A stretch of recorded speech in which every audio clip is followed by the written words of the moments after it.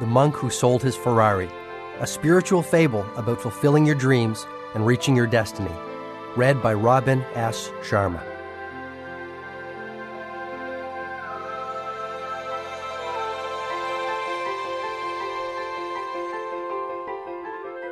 The wake-up call. He collapsed right in the middle of a packed courtroom. He was one of this country's most distinguished trial lawyers. He was also a man well known for the $3,000 Italian suits which draped his well-fed frame, as for his remarkable string of legal victories. I simply stood there, paralyzed by the shock of what I had just witnessed. The great Julian Mantle had been reduced to a victim and was now squirming on the ground like a helpless infant, shaking and shivering like a maniac. I had known Julian for 17 years. We had first met when I was a young law student hired as a summer research intern. Back then, he'd had it all. He was a brilliant, handsome, and fearless trial attorney with dreams of greatness. Julian was the firm's young star. He was tough, hard-driving, and willing to work 18-hour days for the success he believed was his destiny. Julian's outrageous courtroom theatrics regularly made the front pages of the newspapers. His extracurricular activities were probably as well known. Late-night visits to the city's finest restaurants with sexy young fashion models, or reckless drinking escapades became the stuff of legend. I still can't figure out why he picked me to work with him on that sensational murder case he was to argue that first summer. Though I had graduated from Harvard Law School, his alma mater, I certainly wasn't the brightest intern at the firm. At Julian's invitation, I stayed on at the firm as an associate, and a lasting friendship quickly developed between us. I will admit that he wasn't the easiest lawyer to work with. Serving as his junior was often an exercise in frustration, leading to more than a few late-night shouting matches. However, beneath his crusty exterior was a person who clearly cared about people. No matter how busy he was, he would always ask about Jenny, the woman I still call my bride. On finding out that I was in a financial squeeze, Julian arranged for me to receive a generous scholarship. Sure, he could play hardball with the best of them, but he never neglected his friends. The real problem was that Julian was obsessed with work. For the first few years, he justified his long hours by saying that he was doing it for the good of the firm. As time passed, Julian's reputation for brilliance spread and his workload continued to increase. In his rare moments of quiet, he confided that he could no longer sleep for more than a couple of hours without waking up feeling guilty that he was not working on a file. It soon became clear to me that he was being consumed by the hunger for more prestige, more glory, and more money. As expected, Julian became enormously successful. He achieved everything most people could ever want: a stellar professional reputation with an income in 7 figures, a spectacular mansion, a private jet, and his prized possession, a shiny red Ferrari parked in the center of his driveway. At 53 years of age, Julian looked as if he was in his late 70s. His face was a mass of wrinkles, a less than glorious tribute to his take-no-prisoners approach to life in general, and to the tremendous stress of his out-of-balance lifestyle in particular. His late-night dinners in expensive French restaurants, smoking thick Cuban cigars and drinking cognac after cognac had left him embarrassingly overweight. He constantly complained that he was sick and tired of being sick and tired. Julian's once enthusiastic nature had been replaced by a deathly somberness. Personally, I think that his life had lost all sense of purpose. Almost every day he would tell me that he felt no passion for what he was doing and was enveloped by emptiness. Julian said that as a young lawyer, he really loved the law. The law's complexities and intellectual challenges had kept him spellbound and full of energy. Its power to effect social change inspired and motivated him. That vision gave his life meaning. It gave him a purpose, and it fueled his hopes. There was even more to Julian's undoing than a rusty connection to what he did for a living. He had suffered some great tragedy before I had joined the firm. Something truly unspeakable had happened to him, but I couldn't get anyone to open up about it. Whatever this deep, dark secret was, I had a suspicion that it in some way was contributing to Julian's downward spiral. Sure, I was curious, but most of all, I wanted to help him. He was not only my mentor, he was my best friend. And then it happened. This massive heart attack brought the brilliant Julian Mantle back down to earth and reconnected him to his mortality. The Mysterious Visitor. It was an emergency meeting of all of the firm's members. Old man Harding was the first to speak to the assembled mass. I'm afraid I have some very bad news. Julian Mantle suffered a severe heart attack in court yesterday. He is currently in the intensive care unit, but his physicians have informed me that his condition is now stabilized and he will recover. However, Julian has made a decision to leave our family and to give up his law practice. He will not be returning to the firm. I was shocked. I knew he was having his share of troubles, but I never thought he would quit. As well, after all we had been through, I thought he would at least have the courtesy to tell me this personally. He wouldn't even see me at the hospital. Maybe I reminded him of the life he wanted to forget. Who knows? I'll tell you one thing, though. It hurt. That whole episode was just over 3 years ago. Last I heard, Julian had headed off to India on some kind of expedition. He told one of the partners that he wanted to simplify his life and that he needed some answers and hoped he would find them in that mystical land. He sold his mansion and his plane. He had even sold his Ferrari. As those 3 years passed, I changed from an overworked young lawyer to a jaded, somewhat cynical older lawyer. My wife Jenny and I had a family. Eventually, I began my own search for meaning. I think it was having kids that did it. My dad said it best when he said, "John, on your deathbed you will never wish you spent more time at the office." So I started spending a little bit more time at home. I settled into a pretty good, if ordinary, existence. I joined the Rotary Club and played golf on Saturdays to keep my partners and clients happy. But I must tell you, in my quiet moments, I often thought of Julian. No one had received even a postcard from him since he left for his self-imposed exile from the law. A knock on my door about 2 months ago offered the first answers to some of my questions. I had just met with my last client on a grueling day when Genevieve, my brainy legal assistant, popped her head into my office. "There's someone here to see you, John. He says it's urgent, and he will not leave until he speaks with you." For an instant, I considered calling security, but realizing that this might be someone in need, I assumed a more forgiving posture. "Okay, send him in. I probably could use the business anyway." The door to my office opened slowly. At last it swung fully open, revealing a smiling man in his mid-30s. He was tall, lean, and muscular, radiating an abundance of vitality and energy. But there was more to my visitor than his youthful good looks. An underlying peacefulness gave him an almost divine presence. And his eyes, piercing blue eyes that sliced clear through me. The young man continued to look at me, much as the smiling Buddha might have looked upon a favored pupil. After a long moment of uncomfortable silence, he spoke in a surprisingly commanding tone. "Is this how you treat all of your visitors, John?" he said, his full lips curling into a mighty grin. A strange sensation tickled the pit of my stomach. "Julian, is that you? I can't believe it. Is it really you?" The loud laugh of the visitor confirmed my suspicions. The young man standing before me was none other than that long-lost yogi of India, Julian Mantle. I was dazzled by his incredible transformation. Gone was the ghost-like complexion, the sickly cough, and the lifeless eyes of my former colleague. Perhaps even more astounding was the serenity that Julian exuded. I felt entirely peaceful, just sitting there staring at him. The man before me was a youthful, vital, and smiling model of change. The miraculous transformation of Julian Mantle. Julian was the first to speak.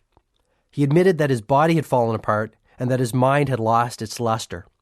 The constant pressure and exhausting schedule of a world-class trial lawyer had also broken his most important and perhaps most human endowment, his spirit.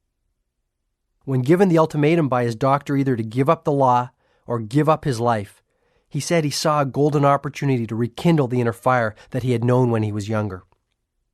Julian grew visibly excited as he recounted how he sold all his material possessions and headed for India, a land whose ancient culture and mystical traditions had always fascinated him. He traveled from tiny village to tiny village, seeing the timeless sights and growing to love the Indian people. Julian slowly began to feel alive and whole again, perhaps for the first time since he was a child. His natural curiosity and creative spark steadily returned, along with his enthusiasm and his energy for living. He started to feel more joyful and peaceful, and he began to laugh again. Julian told me that his journey to India was more than a simple vacation. He described his time as a personal odyssey of the self. He confided that he was determined to find out who he really was and what his life was all about. To do this, his first priority was to connect to that culture's vast pool of ancient wisdom on living a more rewarding, fulfilling, and enlightened life. The more he explored, the more he heard of Indian monks who had lived beyond the age of 100, monks who, despite their advanced years, maintained youthful, energetic, and vital lives. The more he traveled, the more he learned of ageless yogis who had mastered the art of mind control and spiritual awakening. It was while he was in Kashmir, an ancient and mystical state that sits sleepily at the foot of the Himalayas, that he had the good fortune to meet a gentleman named Yogi Krishnan. This slight man with a clean-shaven head had also been a lawyer. Fed up with his hectic pace that personifies modern New Delhi, he too gave up his material possessions and retreated to a world of greater simplicity. Becoming a caretaker of the village temple, Krishnan said he had come to know himself and his purpose in the larger scheme of life. Julian informed this lawyer-turned-yogi of his own story. "I need your help, Krishnan. I need to learn how to build a richer, fuller life. For as long as I have been caring for this temple, I have heard whisperings of a mystical band of sages living high in the Himalayas. Legend has it that they have discovered some sort of system that will profoundly improve the quality of anyone's life. It is supposed to be a holistic, integrated set of ageless principles and timeless techniques to liberate the potential of the mind, body, and soul." Julian was fascinated. This seemed perfect. Just exactly where do these monks live? No one knows, and I regret that I am too old to start searching. But I will tell you one thing, my friend. Many have tried to find them, and many have failed. The higher reaches of the Himalayas are treacherous beyond consequences. But if it is the golden keys to radiant health, lasting happiness, and inner fulfillment that you are searching for, I do not have the wisdom you seek. They do. Are you certain that you have no idea where they live? All I can tell you is that the locals in this village know them as the great sages of Savannah. In their mythology, Savannah means oasis of enlightenment. These monks are revered as if they are divine in their constitution and influence. If I knew where they could be found, I would be duty-bound to tell you. The next morning, Julian set out to the lost land of Savannah. The first few days were easy. Sometimes he would catch up to one of the cheerful citizens of the village walking on one of the footpaths. At other times, he hiked alone. The majesty of the snow-capped peaks of the Himalayas made his heart beat faster, and for one moment took his breath away. The fresh mountain air cleared his mind and energized his spirit. At once he felt joyous, exhilarated, and carefree. It was here, high above the humanity below, that Julian slowly ventured out of the cocoon of the ordinary and began to explore the realm of the extraordinary. It was while he was soaking in the gifts of nature's intelligence that something startling happened. From the corner of his eye he saw another figure, dressed strangely in a long, flowing red robe, topped by a dark blue hood slightly ahead of him on the path. Julian was astonished to see anyone in this isolated spot that had taken him 7 treacherous days to reach. He yelled out to his fellow traveler. The figure refused to respond and accelerated his pace along the path they were both climbing. Soon the mysterious traveler was running, his red robe dancing gracefully behind him. "Please, friend, I need your help to find Savannah," yelled Julian. "I've been traveling for 7 days with little food and water. I think I'm lost." The figure came to an abrupt stop. Julian approached cautiously while the traveler stood remarkably still and silent. His head did not move, his hands did not move, and his feet kept their place. Julian gazed at the traveler with an intense curiosity. A quick burst of a sunbeam revealed that it was a man's face under the loosely fitting hood. Though he was at least his own age, there were very striking features of this person which left Julian mesmerized. His eyes were cat-like and so penetrating that Julian was forced to look away. His olive-complexioned skin was supple and smooth. His body looked strong and powerful. And though the man's hands gave away the fact that he was not young, he radiated an abundance of youthfulness and vitality. "I am Julian Mantle. I have come to learn from the sages of Savannah. Do you know where I might find them?" The man spoke softly. "Why is it that you seek these sages, friend?"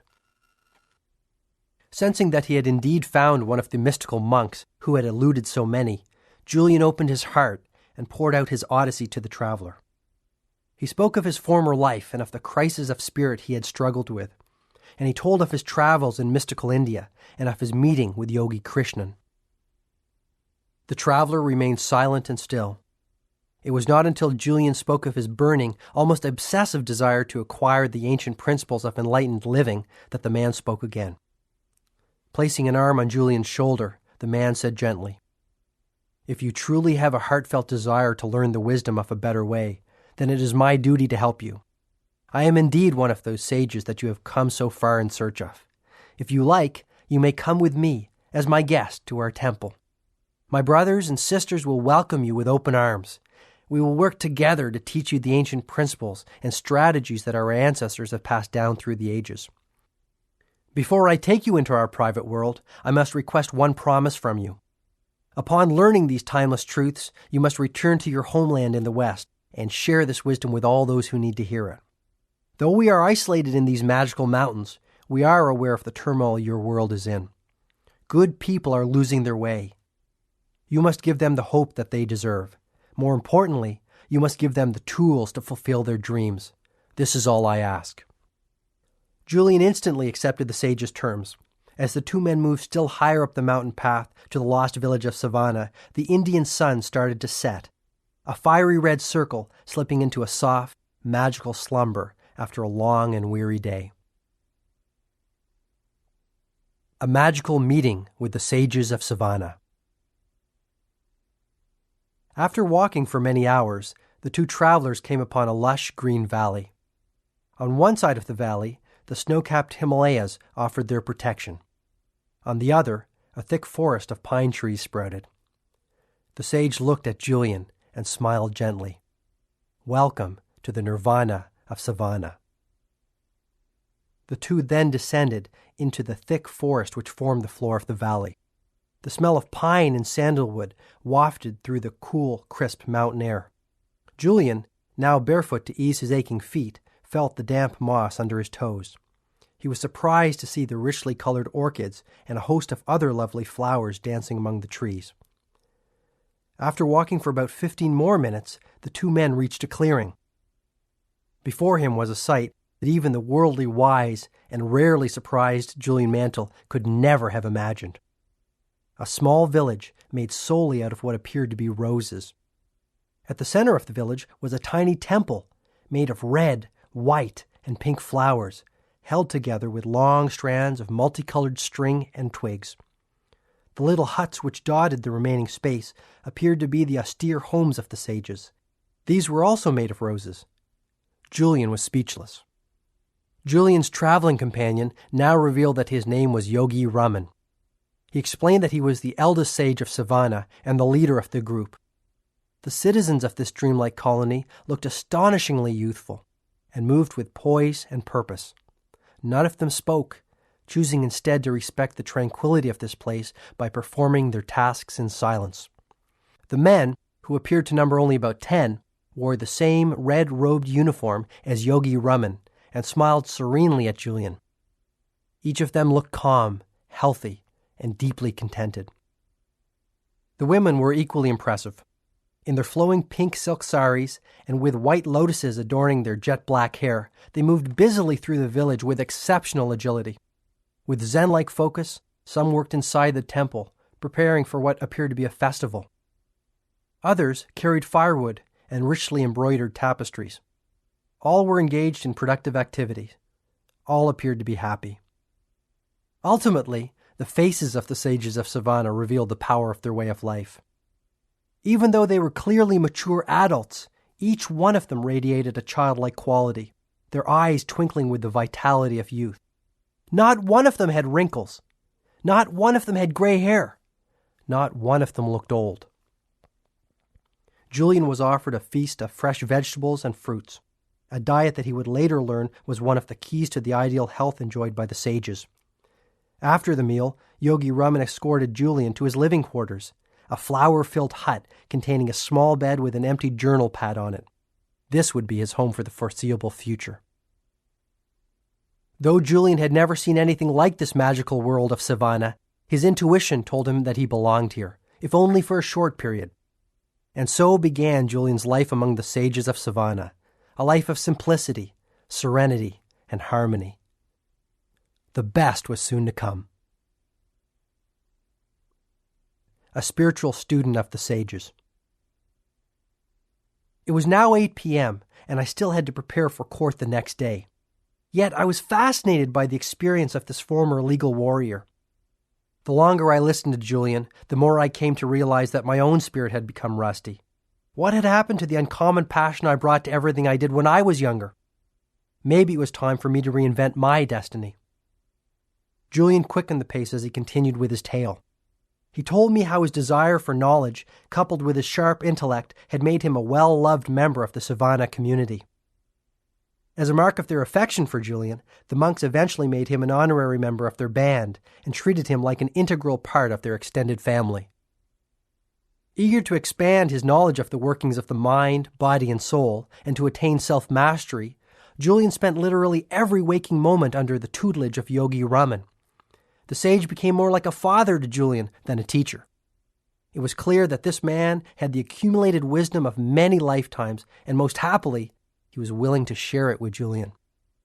Beginning before dawn, Yogi Raman would sit with his enthusiastic student and fill his mind with insights on the meaning of life and little-known techniques for living with greater vitality, creativity, and fulfillment.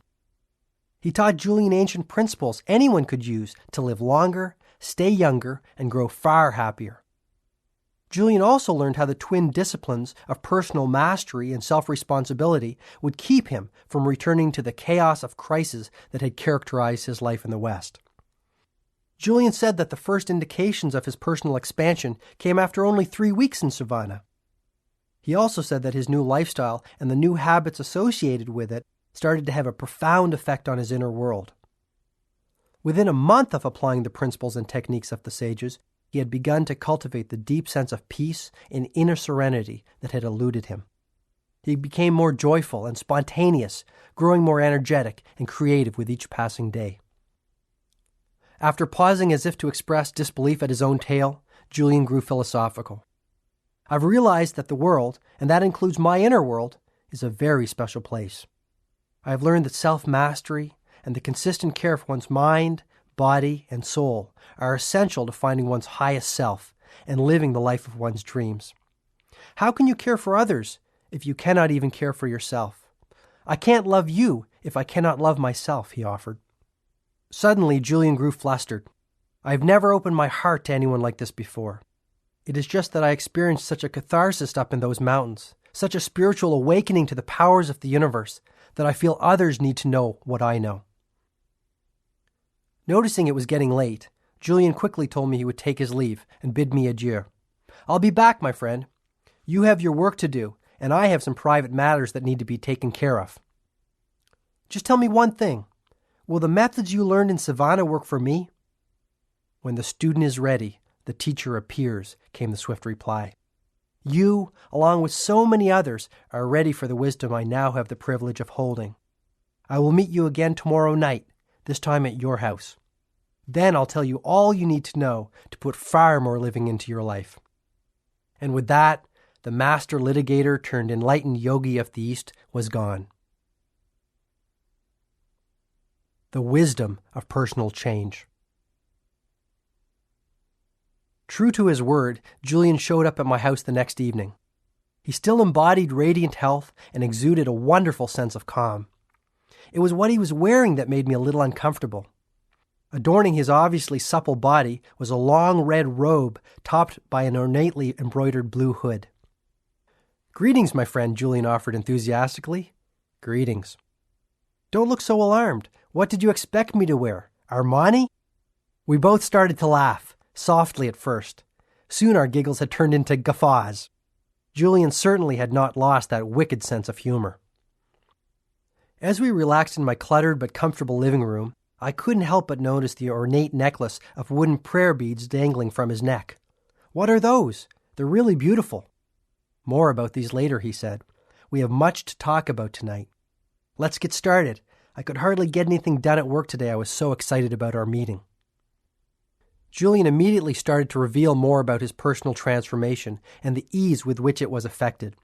He told me of the ancient techniques he had learned for mind control and for erasing the habit of worry. Though the conviction with which he spoke was clear, I began to grow skeptical. Was I the victim of some prank? This could not be real.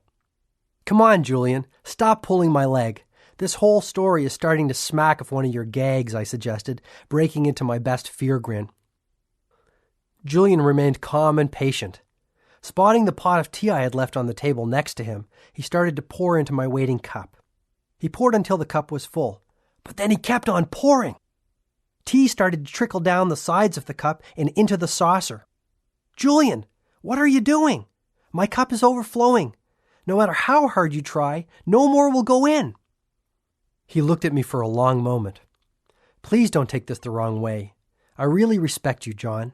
However, just like this cup, you seem full of your own ideas. And how can any more go in until you first empty your cup? I was struck by the truth of his words. My many years in the conservative legal world, doing the same things every day with the same people who thought the same thoughts every day, had filled my cup to the brim. Okay, I see your point, I admitted. Perhaps all my years as a trial lawyer have made me a hardened skeptic. From the minute I saw you yesterday, something deep inside me told me that your transformation was genuine. Maybe I just didn't want to believe it. John, tonight is the first night of your new life. I simply ask that you think deeply about the wisdom and strategies that I will share with you and apply them with conviction for a period of 1 month. You will experience changes within the workings of your mind, body, and even your soul that will astonish you. A lasting sense of well-being and balance will swiftly return to your life. Wow! The advice of the sages is just as current today as it was 5,000 years ago. It will not only enrich your inner world, it will enhance your outer world and make you far more effective in all that you do. Most importantly, it will work for anyone. But before I share this knowledge with you, I must ask you for a promise. Once you see the power of the strategies and skills shown to me by the sages of Savannah, you must make it your mission to pass this wisdom on to others who will benefit from this knowledge. By agreeing to do this, you will help me fulfill my own pact with Yogi Raman. I agreed without reservation. Julian began to teach me the system he had come to consider as sacred. At the heart of the Savannan system were 7 basic virtues, 7 fundamental principles which embodied the keys to self-leadership, personal responsibility, and spiritual enlightenment. Julian told me that Yogi Raman was the first to share the 7 virtues with him after a few months in Savannah. On a clear night, Raman knocked softly on the door of Julian's hut. In the voice of a gentle guide, he spoke his mind. Since you have arrived, you have opened yourself up to our traditions and embraced them as your own. Tonight, on the eve of your 3rd month in Savannah, I will begin to share the inner workings of our system with you, not only for your benefit, but for the benefit of all those in your part of the world. I feel grateful that all I have learned over many years of silent contemplation will live within you. I looked at Julian and noticed that his eyes were now shut, as if he were transporting himself back to this fairy tale land that had showered the blessing of knowledge on him. Yogi Raman told me that the 7 virtues for a life overflowing with inner peace, joy, and a wealth of spiritual gifts were contained within a mystical fable. This fable was the essence of it all. He asked me to shut my eyes, as I have now done, here on the floor of your living room. He then told me to picture the following scene in my mind's eye. You are sitting in the middle of a magnificent, lush green garden. This garden is filled with the most spectacular flowers you have ever seen. The environment is supremely tranquil and silent. Savor the sensual delights of this garden and feel as if you have all the time in the world to enjoy this natural oasis. As you look around, you see that in the center of this magical garden stands a towering red lighthouse, 6 stories high. Suddenly, the silence of the garden is disturbed by a loud creaking as the door at the base of the lighthouse opens. Out stumbles a 9-foot-tall, 900-pound Japanese sumo wrestler who casually wanders into the center of the garden. It gets better, chuckled Julian. The Japanese sumo wrestler is naked. Well, actually, he's not totally naked. He has a pink wire cable covering his private parts. As the sumo wrestler starts to move around the garden, he finds a shiny gold stopwatch which someone had left behind many years earlier. He slips on it and falls to the ground with an enormous thud. The sumo wrestler is rendered unconscious and lies there, silent and still. Just when you think he has taken his last breath, the wrestler awakens, stirred by the fragrance of some fresh yellow roses blooming nearby. Energized, the wrestler jumps swiftly to his feet and intuitively looks to his left. He is startled by what he sees. Through the bushes at the very edge of the garden, he observes a long, winding path covered by millions of sparkling diamonds. Something seems to instruct the wrestler to take the path, and to his credit, he does. This path leads him down the road of everlasting joy and eternal bliss. After hearing this strange tale, Julian told me he was disappointed. He had expected to hear something earth-shattering, wisdom that would stir him to action and perhaps even move him to tears. Yogi Raman detected this and said, "At first it might seem to be frivolous and perhaps even childish, but I assure you that every element of the fable embodies a timeless principle for radiant living and has great depth of meaning. The garden, the lighthouse, the sumo wrestler, the pink wire cable, the stopwatch, the roses, and the winding path of diamonds are symbols of the 7 timeless virtues for an enlightened life. I can also assure you that if you remember this little story and the fundamental truths that it represents, you will carry within you all that you need to know to raise your life to its highest level. You will have all the information and strategies you will need to profoundly influence the quality of your life and the lives of all those you touch. And when you apply this wisdom on a daily basis, you will change mentally, emotionally, physically, and spiritually." A most extraordinary garden. In the fable, the garden is a symbol for the mind, said Julian. If you care for your mind, if you nurture it and cultivate it, just like a fertile, rich garden, it will blossom far beyond your expectations. But if you let the weeds take root, lasting peace of mind and deep inner harmony will always elude you. Look at the toxic waste that most people put into the fertile garden of their minds every single day. The worries and anxieties, the fretting about the past, the brooding over the future, and those self-created fears that wreak havoc within your inner world. Worry drains the mind of much of its power, and sooner or later, it injures the soul. To live life to the fullest, you must stand guard at the gate of the garden of your mind, and let only the best information enter. You truly can't afford the luxury of a negative thought, not even one. The most joyful, dynamic, and contented people of this world are no different from you or me in terms of their makeup. However, the ones who do more than just exist, the ones who fan the flames of their human potential and truly savor the magical dance of life, do different things than those whose lives are ordinary. Foremost among the things they do is adopt a positive paradigm about their world and all that is in it. The way you think stems from habit, pure and simple, Julian continued with conviction. I have learned that even the best conditioned thinkers are using only 1/100th of 1% of their mental reserves. In Savannah, the sages dared to explore the untapped potential of their mental capacity on a regular basis, and the results were astounding. Yogi Raman, through regular and disciplined practice, had conditioned his mind so that he was able to slow down his heartbeat at will. He had even trained himself to go for weeks without sleep. While I would never suggest that these should be goals for you to aspire to, I do suggest that you start to see your mind for what it is, nature's greatest gift. My teacher was growing more excited by the moment. His eyes seemed to twinkle as he spoke of the magic of the mind and the wealth of goodness it would surely bring. There is no such thing as objective reality or the real world. There are no absolutes. An event that appears to be a tragedy to one might reveal the seeds of unlimited opportunity to another. What really separates people who are habitually upbeat and optimistic from those who are consistently miserable is how the circumstances of their life are interpreted and processed. And it all starts with using your mind more effectively? Exactly, John. All success in life, whether material or spiritual, starts with that 12-pound mass sitting between your shoulders. Your outer world reflects the state of your inner world. By controlling the thoughts that you think and the way you respond to the events of your life, you begin to control your destiny.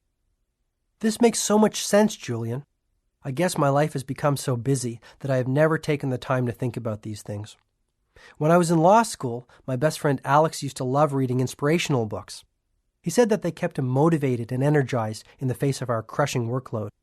I remember him telling me that one of them said that the Chinese character for crisis is comprised of two sub-characters, one that spells danger and another that spells opportunity. I guess that even the ancient Chinese knew that there is a bright side to the darkest circumstance if you have the courage to look for it. Yogi Raman put it this way: there are no mistakes in life, only lessons.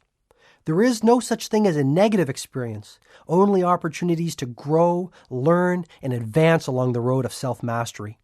From struggle comes strength. Even pain can be a wonderful teacher. Pain? I protested. Absolutely. To transcend pain, you must first experience it. Or to put it another way, how can you really know the joy of being on the summit of the mountain unless you have first visited the lowest valley? Get my point? To savor the good, one must know the bad? Yes, but I suggest that you stop judging events as either positive or negative. Rather, simply experience them, celebrate them, and learn from them. Once you consistently apply this principle to your daily life and start to condition your mind to translate every event into a positive, empowering one, you will banish worry forever. You will stop being a prisoner of your past. Instead, you will become the architect of your future. Okay, I understand the concept. What else might a humble, middle-class lawyer do to improve things? First of all, begin to live out of the glory of your imagination, not your memory. Run that one by me again? You see, things are always created twice. First in the workshop of the mind, and then, and only then, in reality. I call the process blueprinting, because anything you create in your outer world began as a simple blueprint in your inner world, on the lush picture screen of your mind. When you learn to take control of your thoughts and vividly imagine all that you desire from this worldly existence in a state of total expectancy, dormant forces will awaken inside you. You will begin to unlock the true potential of your mind to create the kind of magical life that I believe you deserve. From tonight onwards, forget about the past. Dare to dream that you are more than the sum of your current circumstances. Expect the best. You will be astonished at the results. I began to reflect on my own life. When I was a kid, I dreamed such great dreams. Often, I visualized myself as a sports hero or a business tycoon. I really believed that I could do, have, or be whatever I wanted to be. There were no limits on what my future could bring. I honestly don't think I felt that kind of freedom and joy for 15 years. What happened? Perhaps I lost sight of my dream when I became an adult and resigned myself to acting the way adults were supposed to act. Maybe I lost sight of them when I went to law school and started talking like lawyers were supposed to talk. In any event, that evening with Julian at my side made me resolve to stop spending so much time making a living and to spend far more time creating a life. Looks like I have you thinking about your life also, Julian observed. Start thinking about your dreams for a change, just like when you were a little child. Start to revere life again and celebrate all of its wonders. Julian then reached into the depths of his robe and pulled out a little card. One day, while Yogi Raman and I were walking along a quiet mountain path, I asked him who his favorite philosopher was. He told me that he had many influences in his life, and it was difficult for him to single out any one source for his inspiration. There was one quotation, however, that encapsulated all the values he had come to cherish over a life spent in quiet contemplation. The words came from the great Indian philosopher Patanjali. Repeating them aloud every morning before I sit down to meditate has had a profound influence on the course of my day. Julian then showed me the card. The quotation read, "When you are inspired by some great purpose, some extraordinary project, all of your thoughts break their bonds. Your mind transcends limitations. Your consciousness expands in every direction, and you find yourself in a new, great, and wonderful world. Dormant forces, faculties, and talents become alive, and you discover yourself to be a greater person than you ever dreamed yourself to be." In that instant, I saw the connection between physical vitality and mental agility. Julian was in picture-perfect health and looked many years younger than he had when we had first met. Success on the outside indeed begins with success on the inside, and by changing his thoughts, Julian had changed his life. Exactly how can I develop this positive, serene, and inspired attitude, Julian? After all these years in my routine, I think my mental muscles have grown a little flabby, I said with sincerity. If you diligently apply the strategies I am sharing with you every day for only 1 month, you will be astonished at the results. You will begin to tap into the highest levels of your own capacity and enter the realm of the miraculous. But to reach this destination, you must not get hung up on the outcome. Instead, enjoy the process of personal expansion and growth.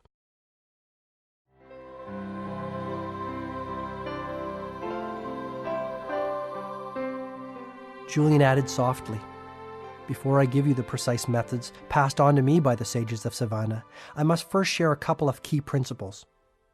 First, always remember that concentration is at the root of mental mastery. The very fact that you have a desire or a dream means that you have the corresponding capacity to realize it. However, to liberate the power of the mind, you must first be able to harness it and direct its focus only to the task at hand. The moment you concentrate the focus of your mind on a singular purpose, extraordinary gifts will appear within your life." "How about eternal happiness?" "Go big or stay home," he chuckled. "Nothing like starting off small. Well, you can have that too. The secret of happiness is simple. Find out what you truly love to do, and then direct all of your energy towards doing it. Once you're concentrating your mind power and energy on a pursuit that you love, abundance flows into your life, and all your desires are fulfilled with ease and grace. So simply figure out what turns you on and then do it." "If it is a worthy pursuit," Julian replied, "your passion must, in some way, improve or serve the lives of others. Once you find out what your life's work is, your world will come alive. You will wake up every morning with a limitless reservoir of energy and enthusiasm. All your thoughts will be focused on your definite objective. You will automatically erase the worry habit and become far more effective and productive. Interestingly, you will also have a deep sense of inner harmony, as if you are somehow being guided to realize your mission." "It is a wonderful feeling. I love it," Julian offered gleefully. "Fascinating. And I like the part about getting up feeling good. To be really honest with you, Julian, most days I wish I could just stay under the covers." "Do you know why most people sleep so much? Because they really don't have anything else to do. Those who rise with the sun all have one thing in common. They all have a purpose that fans the flames of their inner potential. They are driven by their priorities, but not in an unhealthy, obsessive way. It's more effortless and gentle than that. And given their enthusiasm and love for what they are doing in their lives, such people live in the moment. Their attention is fully and completely on the task at hand. Therefore, there are no energy leaks. These people are the most vibrant and vital individuals you will ever have the good fortune to meet." "Energy leaks? Sounds a little new agey, Julian. I'll bet you didn't learn that one at Harvard Law School." "True. The sages of Savannah pioneered that concept. Though it has been around for centuries, its application is just as relevant today. Too many of us are consumed by needless and endless worry. Worry causes your precious mental energy and potential to leak. Soon, you have no energy left. Once you find your purpose, however, life becomes much easier and far more rewarding. When you figure out what your main aim or destiny really is, your work will be play. Wouldn't it be a little risky for me to give up my job to start searching for my overriding passion and purpose? I mean, I have a family and real obligations. I have 4 people who depend on me." "I'm not saying that you have to leave the legal profession tomorrow. You will, however, have to start taking risks. Most people live within the confines of their comfort zone. Yogi Raman was the first to explain that the best thing you can do for yourself is to regularly move beyond it. This is the way to lasting personal mastery and the realization of the true potential of your human endowments. And what might those be? Your mind, your body, and your soul. So what risks should I take? Stop being so practical. Start doing the things you have always wanted to do. I have known lawyers who have quit their jobs to become stage actors and accountants who have become jazz musicians. In the process, they have found the deep happiness that had eluded them for so long. Calculated risk-taking will pay huge dividends. I see your point. So take the time to think. The sages of Savannah all took time daily to silently contemplate not only where they were, but where they were going. They took the time to reflect on their purpose and how they were living their lives every day. Most importantly, they thought deeply and genuinely about how they would improve the next day. Daily incremental improvements produce lasting results, which in turn lead to positive change. Even 10 minutes of focused reflection a day will have a profound impact on the quality of your life. Hey, you were going to share some techniques with me, Julian, I said, hoping to learn some practical ways to apply the wisdom I was hearing. There is one technique for mastering the mind which towers above all the rest. After practicing it for only 21 days, I felt more energetic, enthusiastic, and vibrant than I had in years. The practice is over 4,000 years old. It's called the heart of the rose. All that you need to perform this exercise is a fresh rose and a silent place. Natural surroundings are best, but a quiet room will do nicely. Start to stare at the center of the rose, its heart. Keep staring at the rose. Notice its color, its texture, its design. Savor its fragrance and think only about this wonderful object in front of you. At first, other thoughts will start entering your mind, distracting you from the heart of the rose. This is the mark of an untrained mind. But you need not worry. Improvement will come quickly.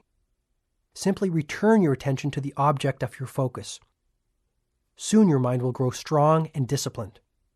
That's all there is to it? It sounds pretty easy. That's the beauty of it, John, Julian replied. However, this ritual must be performed daily for it to be effective. For the first few days, you will find it difficult to spend even 5 minutes in this exercise. Persist and spend longer and longer periods savoring the heart of the rose. After a week or two, you should be able to perform the technique for 20 minutes without your mind wandering to other subjects.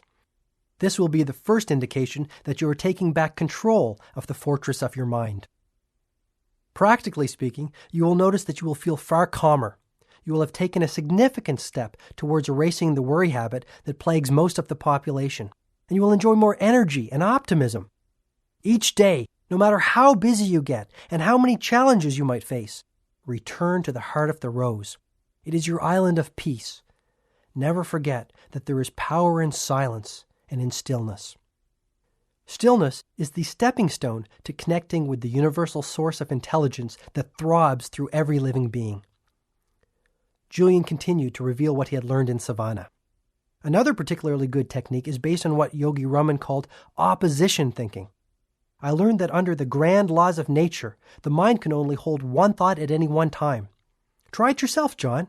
You will see that it's true. I did try it, and it is true. Using this little-known information, anyone can easily create a positive, creative mindset within a short period. The process is straightforward. When an undesirable thought occupies the focal point of your mind, immediately replace it with an uplifting one. This is where the prayer beads around my neck come in, Julian added with rising enthusiasm. Every time I catch myself thinking a negative thought, I take this necklace off and remove another bead. These beads of worry go into a cup I keep in my knapsack. Together, they serve as gentle reminders that I still have a distance to travel on the road to mental mastery and responsibility over the thoughts that fill my mind. Hey, that's a great one. This is really practical stuff. I have never heard anything quite like it. Tell me more about this philosophy of opposition thinking. Let's say you've had a tough day in court. The judge disagreed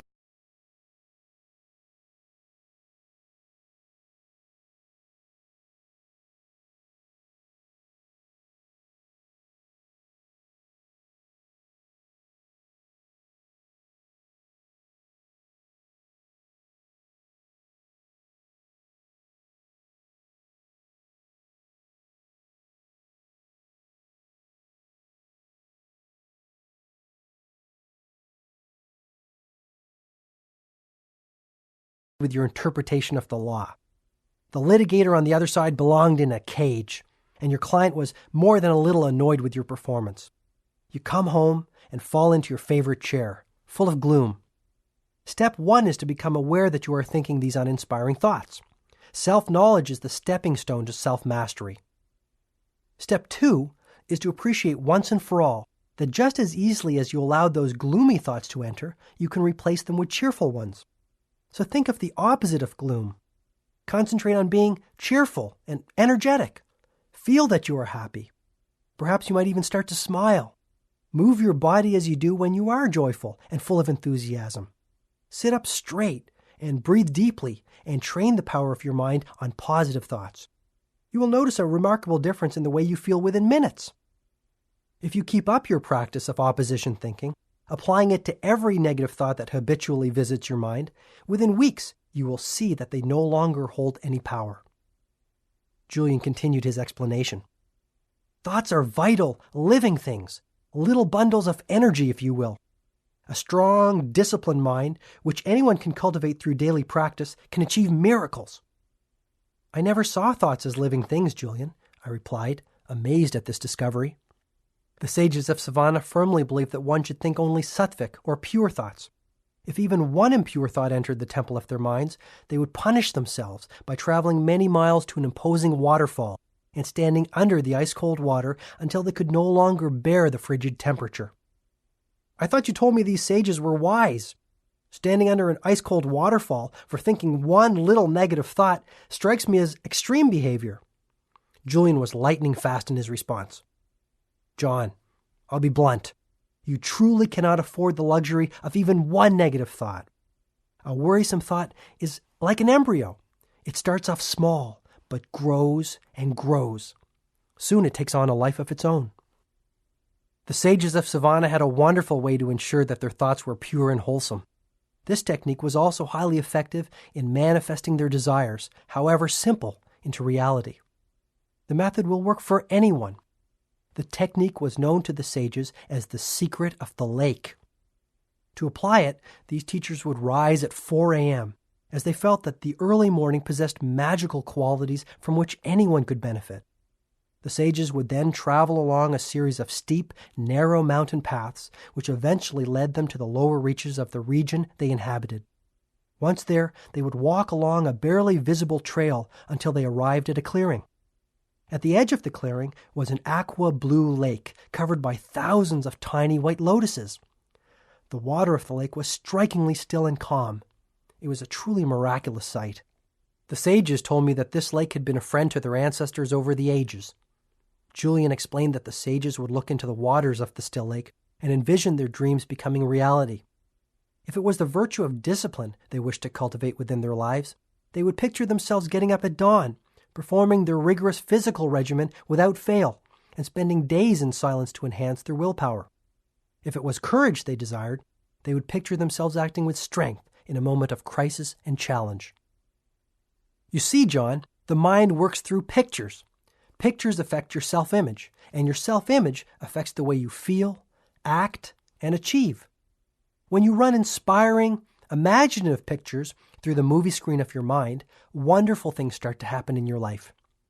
You must spend some time every day, even if it is just a few minutes, in the practice of creative envisioning. See yourself as you want to be, whether this means serving as a great judge, a great father, or a great citizen of your community. Do I have to find a special lake to apply the secret of the lake? I asked innocently. No, you can practice this method in your own living room, or even at your office if you really want to. Shut the door, hold all calls, and close your eyes. Then take a few deep breaths.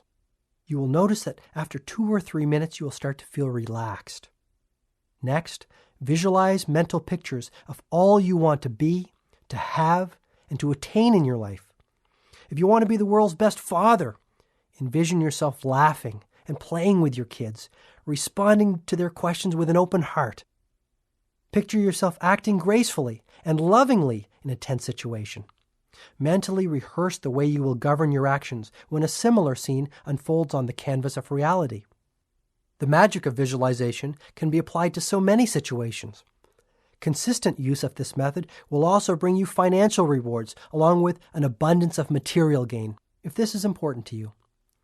Understand once and for all that your mind has magnetic power to attract all that you desire into your life. Once you start to experience the joy this ancient technique brings, you will realize the infinite potential of your mind, and begin to liberate the storehouse of ability and energy that currently sleeps within you. It was as if Julian was speaking a foreign tongue. I had never heard anyone speak of the power of imaging and its profound effects on every aspect of one's world. Yet, deep inside, I had faith in what Julian was saying. But doing these exercises at the office, Julian, my partners think I'm strange enough as it is. Do not be concerned with the judgment of others as long as you know what you are doing is right. You can do whatever you want to do as long as it is correct according to your conscience and your heart. Never be ashamed of doing that which is right. Decide on what you think is good and then stick to it. It was now 7 minutes past midnight. Remarkably, I didn't feel the least bit tired. When I shared this with Julian, he smiled once again. You have learned yet another principle for enlightened living. When you consistently direct your mind to live in the present, you will always have boundless energy, no matter what time the clock reflects. Kindling the inner fire. John, I'd like to continue to share the elements of Yogi Raman's Fable with you, but I must confirm something. We are living in a very troubled world. Negativity pervades it, and many in our society are like floating ships without rudders, weary souls searching for a lighthouse that will keep them from crashing against the rocky shores. You must serve as a captain of sorts. I'm placing my trust in you to take the message of the sages of Savannah to all those who need to hear it. After consideration, I promised Julian with conviction that I would accept this assignment. He then continued passionately. The beauty of the whole exercise is that as you strive to improve the lives of others, your own life will be elevated into its highest dimensions. This truth is based on an ancient paradigm for extraordinary living. I'm all ears. Basically, the sages of the Himalayas guided their lives by a simple rule. He who serves the most reaps the most, emotionally, physically, mentally, and spiritually. This is the way to inner peace and outer fulfillment. I once read that people who study others are wise, but those who study themselves are enlightened. Here, perhaps for the first time, I saw a man who truly knew himself, perhaps his highest self. This brings me to the lighthouse, said Julian, remaining focused on the task at hand. I was wondering how that fit into Yogi Raman's fable. You will recall that in the middle of the garden stood a magnificent lighthouse. This symbol will remind you of yet another ancient principle for enlightened living. The purpose of life is a life of purpose. Those who are truly enlightened know what they want out of life, emotionally, materially, physically, and spiritually. Clearly defined priorities and goals for every aspect of your life will serve a role similar to that played by a lighthouse, offering you guidance and refuge when the seas become rough. Julian transported me back to the time when Yogi Raman examined this principle with him. He recalled the sage's exact words. Life is funny, observed Yogi Raman. One would think that the less one worked, the more one would have the chance to experience happiness. However, the real source of happiness can be stated in a word: achievement. Lasting happiness comes from steadily working to accomplish your goals and advancing confidently in the direction of your life's purpose. Workaholic monks? Quite the opposite. While the sages were tremendously productive people, their productivity was not of the frenetic type. Instead, it was of the peaceful, focused, Zen-like kind. The sages of Savannah did not waste time. Their collective conscience told them that their lives had a purpose and they had a duty to fulfill. This is what Yogi Raman said to me. Achievement need not be of the material sort.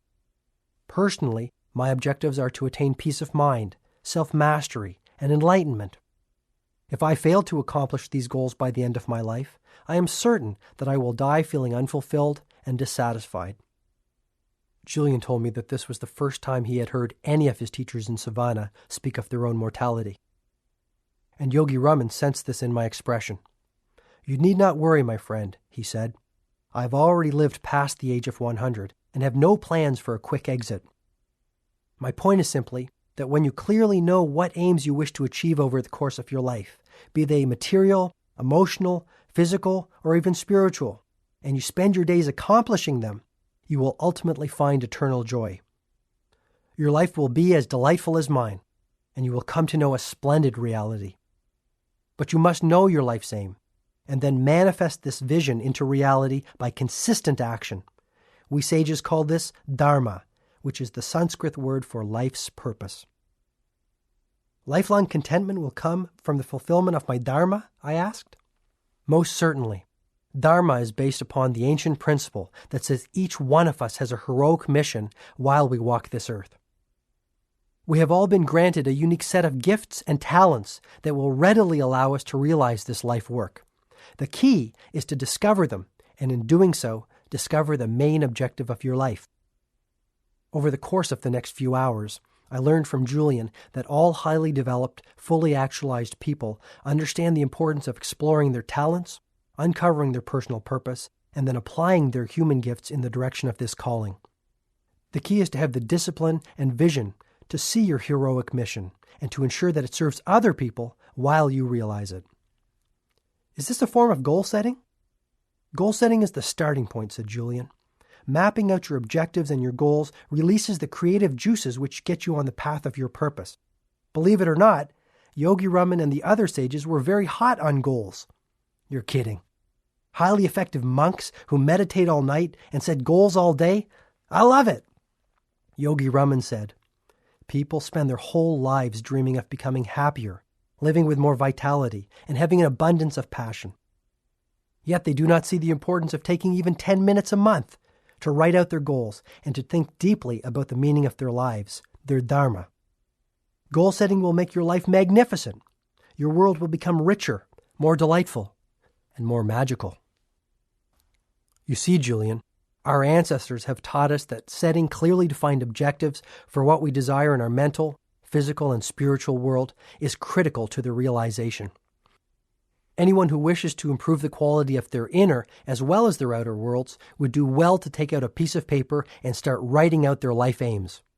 At the very moment this is done, natural forces will come into play which start to transform these dreams into reality. What I was hearing fascinated me. When I was a football player in high school, my coach had constantly spoken of the importance of knowing what we wanted from every game. Our team wouldn't dream of stepping onto the playing field without a clear game plan that would lead us to victory. I wondered why, as I had grown older, I had never taken the time to develop a game plan for my own life. Maybe Julian and Yogi Raman had something here. What is so special about writing out your goals? How could such a simple act make such a difference? I asked. Julian was delighted. By writing out your desires and goals on a piece of paper, you send a red flag to your subconscious mind that these thoughts are far more important than any others.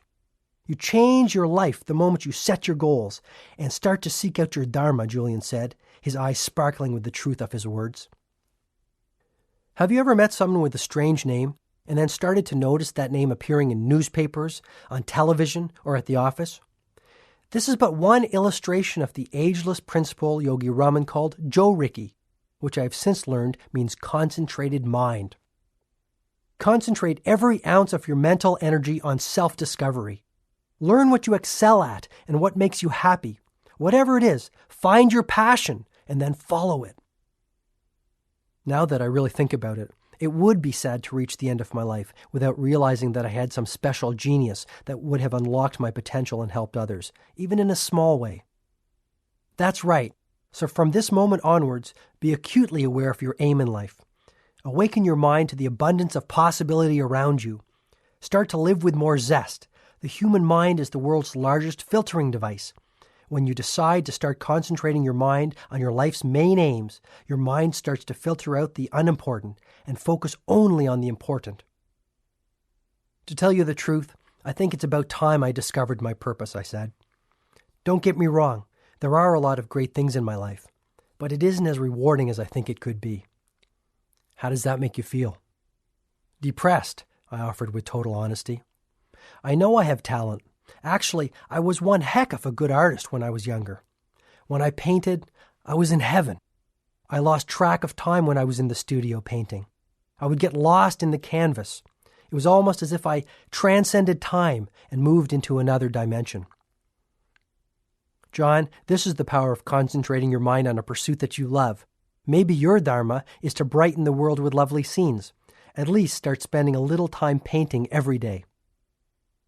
How about applying this philosophy to things less esoteric than changing my life? Let's say one of my aims was to drop the spare tire I am carrying around my waist. Where would I start? Julian told me that the sages of Savannah had created a 5-step method to reach their objectives and fulfill the purposes of their lives. The first step was to form a clear mental picture of the outcome. If this was to lose weight, every morning, just after I woke up, I was to envision myself as a lean, fit person, full of vitality and boundless energy. Step 2 was to get some positive pressure on myself. Pressure can inspire you to achieve great ends. People generally achieve magnificent things when they are forced to tap into the wellspring of human potential that lies within them. How can I create this positive pressure on myself? I asked, now thinking about the possibilities of applying this method to everything from getting up earlier to being a more patient and loving father. One of the best is the public pledge. Tell everyone you know you will lose the excess weight or whatever your goal might be. Once you make your goal known to the world, there will instantly be pressure on you to work towards its fulfillment, since no one likes to look like a failure. When you train your mind to associate pleasure with good habits and punishment with bad ones, your weaknesses will quickly fall by the wayside. You said there were 5 steps to follow to make my desires come true, I said impatiently. What are the remaining 3? Yes, John. The 3rd step is a simple one. Never set a goal without attaching a timeline to it. To breathe life into a goal, you must have a precise deadline. Remember that a goal that is not committed to paper is no goal at all. Go out and buy a journal. A cheap coil notepad will do. Call this your dream book and fill it with all your desires, objectives, and dreams. Get to know yourself and what you are all about. Don't I already know myself? Most people don't.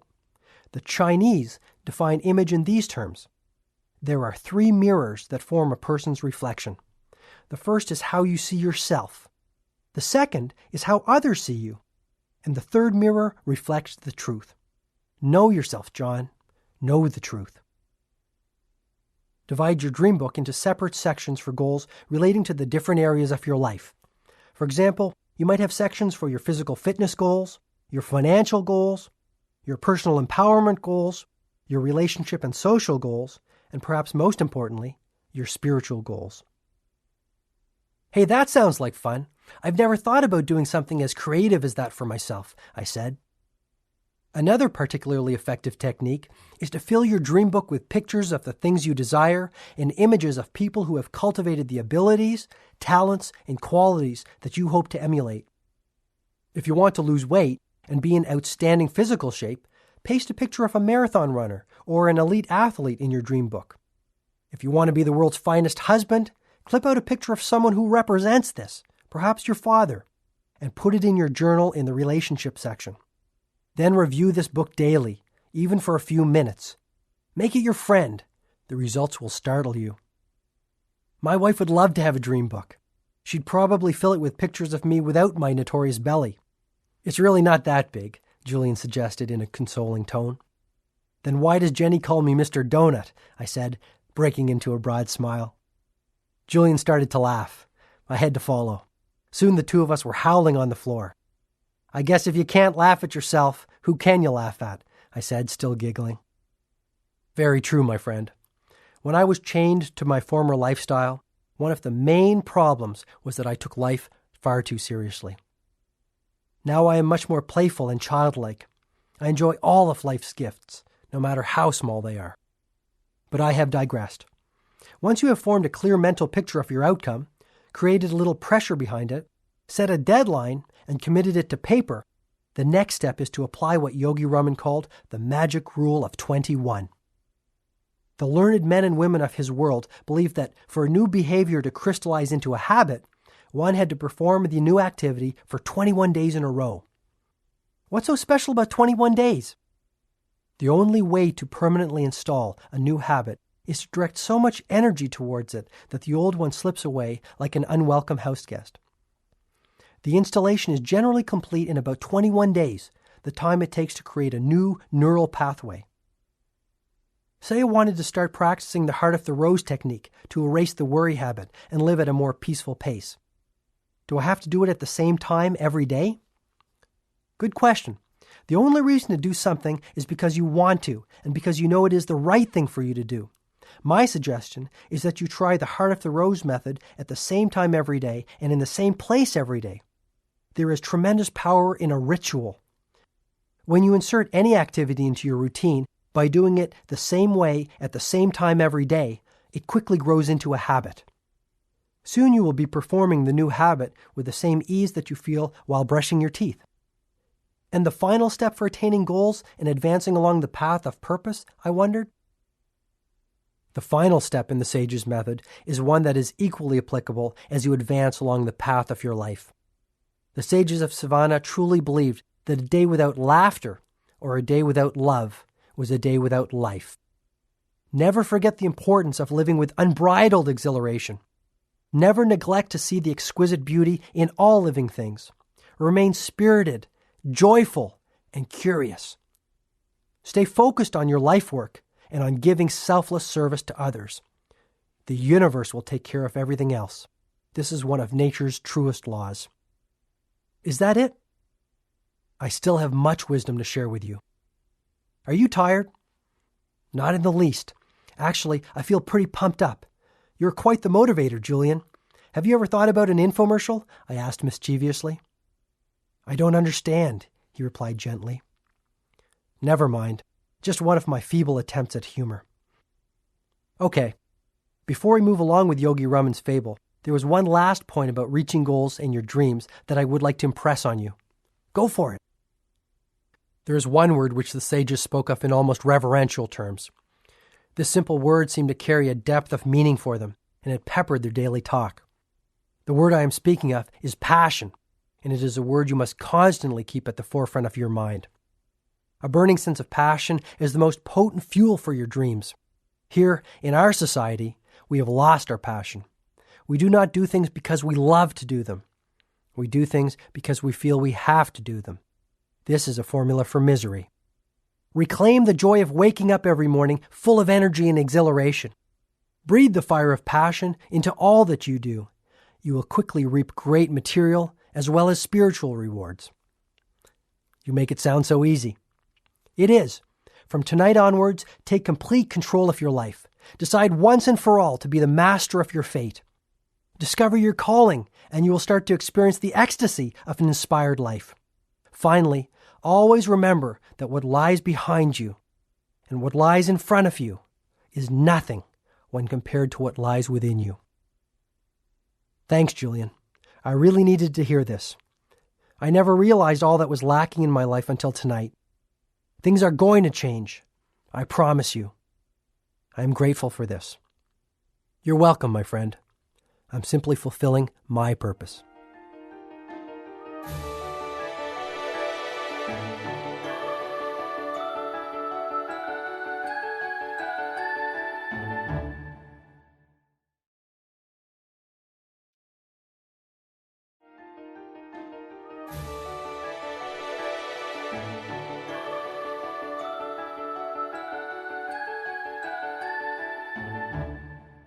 The ancient art of self-leadership. Time is passing quickly, said Julian, before pouring himself another cup of tea. The morning will soon be upon us. Do you want me to continue, or have you had enough for one night? Please continue, Julian. I have all the time in the world. The kids are sleeping at their grandparents' house tonight, and Jenny won't be up for hours. Sensing my sincerity, he continued with the symbolic fable that Yogi Raman had offered him to illustrate his wisdom. You will recall that as the fable continues, the door of the lighthouse slowly opens, and out walks a 9-foot-tall, 900-pound Japanese sumo wrestler. Sounds like a bad Godzilla movie. I used to love those when I was a kid, Julian said. Me too, but don't let me distract you. The sumo wrestler represents a very important element in the life-changing system of the sages of Savannah. Yogi Raman told me that many centuries ago in the East, the great teachers developed and refined a philosophy called Kaizen. This Japanese word means constant and never-ending improvement, and it's the personal trademark of every man and woman who is living a soaring, fully awakened existence. How did the concept of Kaizen enrich the lives of the sages? I asked.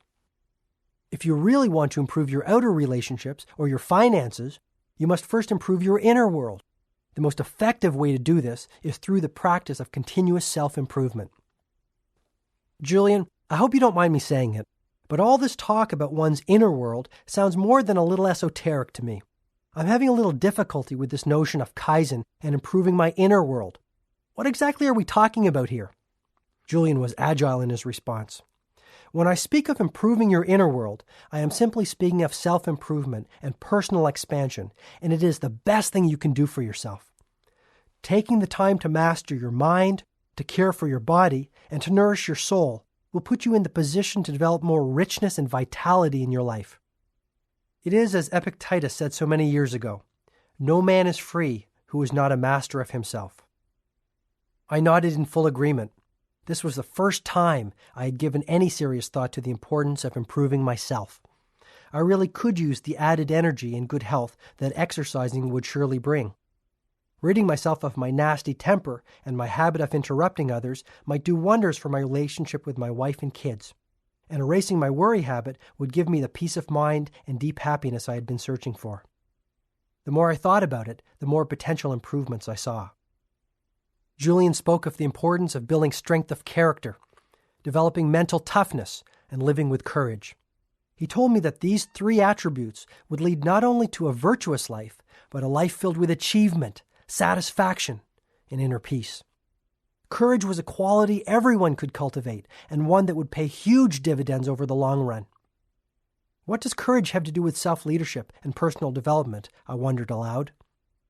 Courage allows you to do whatever you want to do because you know it is right. Ultimately, the degree of courage you live with determines the amount of fulfillment you receive. And those who master themselves have an abundance of courage. Okay, I'm starting to understand the power of working on myself. Where do I start? Julian returned to his conversation with Yogi Raman, high atop the mountains, on what he remembered as a remarkably starry and gloriously beautiful night. The more I listened to Yogi Raman, and the more I reflected on the pain and suffering of my former world, the more I welcomed the philosophy of Kaizen, constant and never-ending enrichment of the mind, body, and soul into my new life, Julian asserted. Why am I hearing so much about the mind, body, and soul these days? It seems I can't even turn on the tube without someone making mention of it.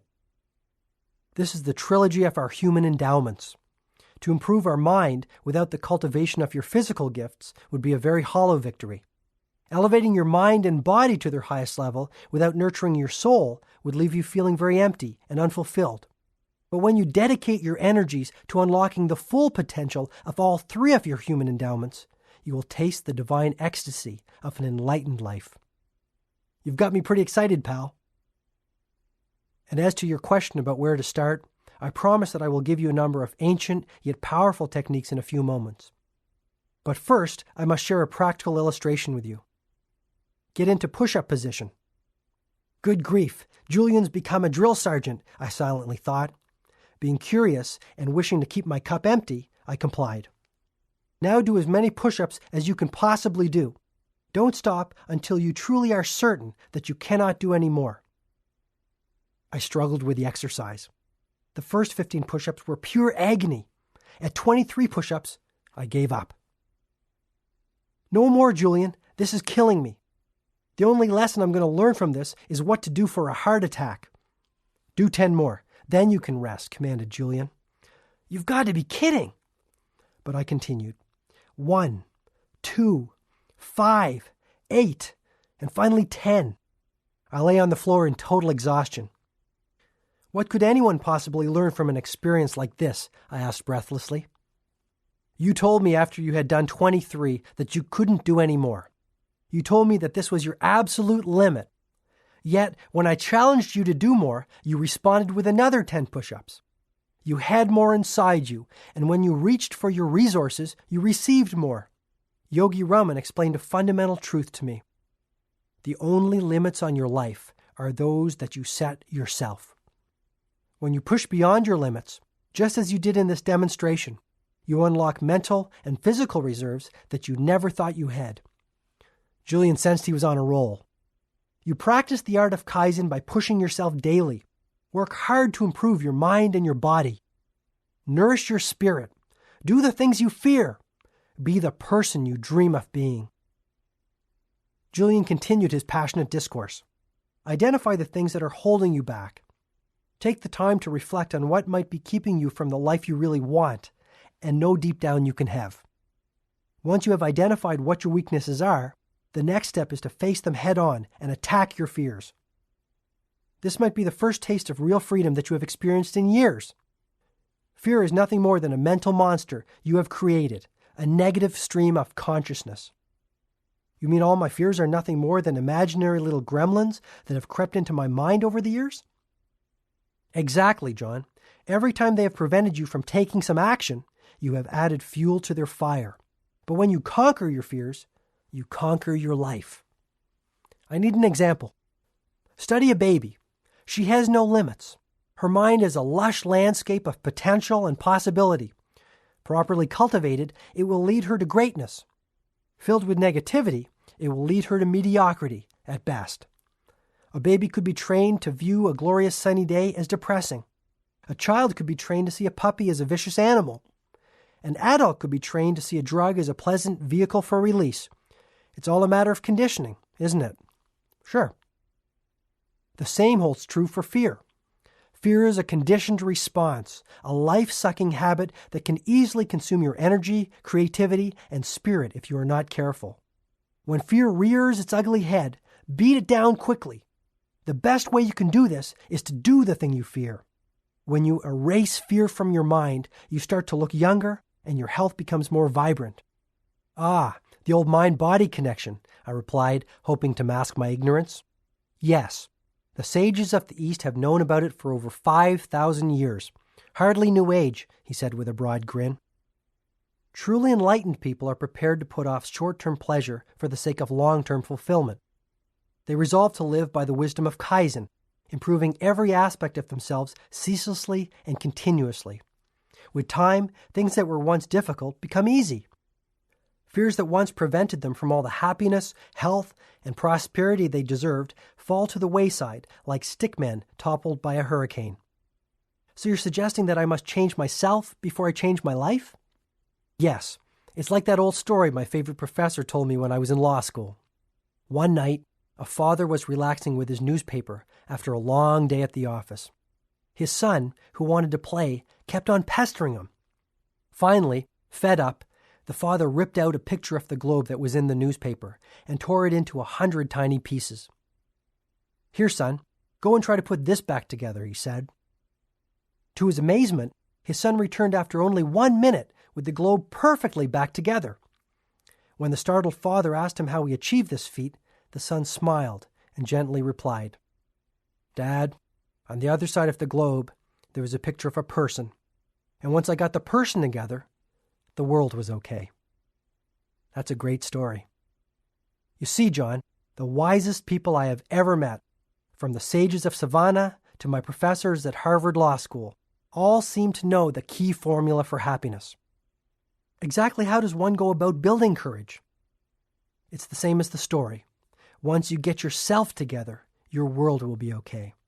But you must spend some time daily working on yourself, even if for only 10 or 15 minutes. And what does the 9-foot-tall, 900-pound Japanese sumo wrestler symbolize in Yogi Raman's Fable? Our hefty friend will be your constant reminder of the power of Kaizen.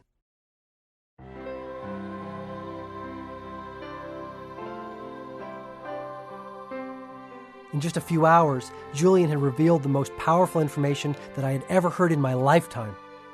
Now I had been exposed to the ageless principle of self-mastery, Kaizen. How can I practice the art of Kaizen?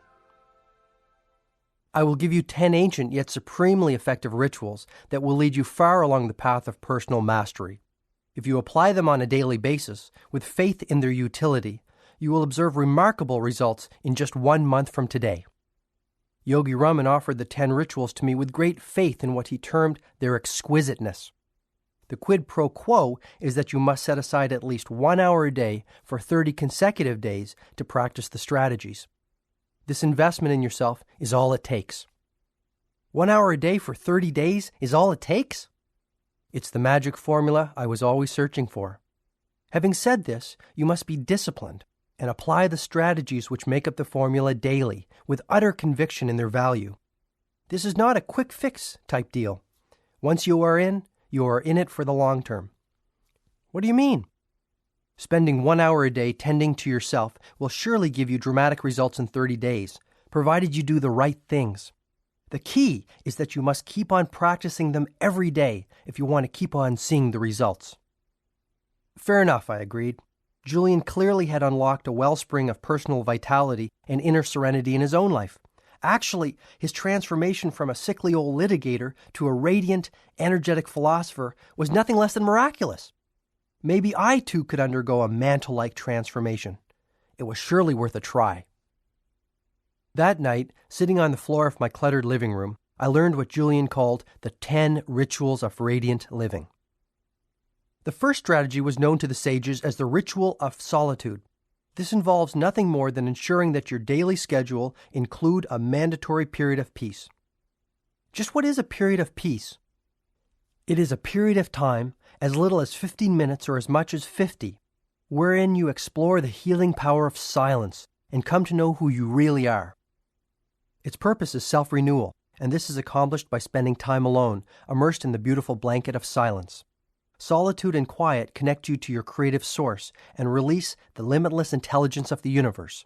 You will even sleep better and enjoy a renewed feeling of balance in your day-to-day activities. Where should I go for this period of peace? Theoretically, you could do it anywhere, from your bedroom to your office. The key is to find a place of true quiet and beauty. How does beauty fit into the equation? Beautiful images soothe a ruffled soul, Julian observed with a deep sigh. A bouquet of roses, or a simple, solitary daffodil will have a highly salutary effect on your senses and relax you to no end. Ideally, you should savor such beauty in a space that will serve as a sanctuary of the self. What's that? Basically, it is a place that will become your secret forum for mental and spiritual expansion. This might be a spare room in your house or simply a peaceful corner of a small apartment. The point is to reserve a spot for your renewal activities, a place that sits there quietly, awaiting your arrival. I love the sound of that. I think having a silent place to go to when I come home from work would make a world of difference. That brings up another important point. The ritual of solitude works best when you practice it at the same time every day. By practicing it at the same time every day, a daily dose of silence will soon become a habit that you will never neglect. Anything else? Yes. If at all possible, commune with nature daily. A quick walk through the woods, or even a few minutes spent cultivating your tomato garden in the backyard, will reconnect you to the wellspring of calm that may now be dormant within you. Being with nature also allows you to tune into the infinite wisdom of your highest self. This self-knowledge will move you into the uncharted dimensions of your personal power. Never forget this, Julian advised, his voice rising with passion. Has this ritual worked well for you, Julian? Absolutely. Some days I spend hours in quiet contemplation. On other days, I spend only 10 minutes. The result is more or less the same: a deep sense of inner harmony and an abundance of physical energy. Which brings me to the second ritual. This is the ritual of physicality. Sounds interesting. What's it all about? The ritual of physicality is based on the principle that says, as you care for the body, so you care for the mind. As you train your body, so you train your mind. Take some time every single day to nourish the temple of your body through vigorous exercise. Get your blood circulating and your body moving. Did you know that there are 168 hours in a week? No, not really. It's true. At least 5 of those hours should be invested in some form of physical activity. The sages of Savannah practiced the ancient discipline of yoga to awaken their physical potential and live a strong, dynamic existence. It was an extraordinary sight to see these marvelous physical specimens who had managed to age-proof their lives standing on their heads in the center of their village. Did the sages do anything else to care for their bodies? Yogi Raman and his brothers and sisters also believed that vigorous walking in natural surroundings worked wonders for relieving fatigue and restoring the body to its natural state of vibrancy. I really think it didn't matter too much to them what they did, so long as they moved their bodies and got the fresh air of their breathtaking surroundings flowing through their lungs. What does breathing fresh air have to do with anything? I'll answer your question with one of Yogi Raman's favorite sayings. To breathe properly is to live properly. Quite early on in Savannah, the sages taught me that the fastest way to double or even triple the amount of energy I had was to learn the art of effective breathing. Their philosophy was simple. Take in more oxygen through efficient breathing, and you liberate your energy reserves along with your natural state of vitality. Okay, so where do I start? It's actually pretty easy. 2 or 3 times a day, take a minute or two to think about breathing more deeply and effectively. Your belly should move out slightly. This indicates that you are breathing from the abdomen, which is good. A trick that Yogi Raman taught me was to cup my hands over my stomach. If they moved out as I inhaled, my breathing technique was proper. Very interesting. If you like that, then you'll love the third ritual of radiant living, said Julian, which is the ritual of live nourishment.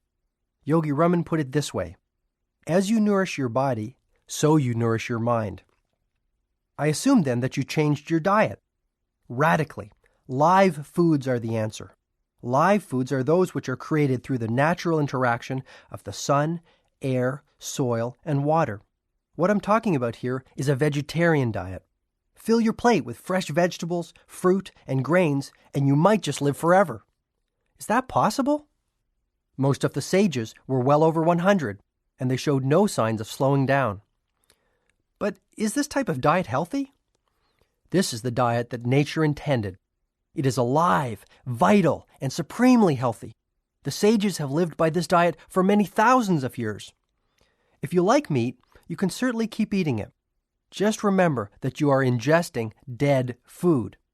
If you can, cut back on the amount of red meat that you eat. It is really hard to digest, and since your digestive system is one of the body's most energy-consuming processes, valuable energy reserves are needlessly depleted by this foodstuff. Do you see what I'm getting at? Just compare how you feel after eating a steak with your energy levels after you've had a salad. If you don't want to become a strict vegetarian, at least start having a salad with every meal and fruit for dessert. Even this will make a huge difference in the quality of your physical life. Try it for about a month and judge the results for yourself. You will feel phenomenal.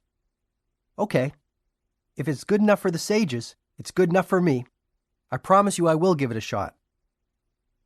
If I have sold you on the ritual of live nourishment, I think you will love the fourth one. The student is still holding his empty cup.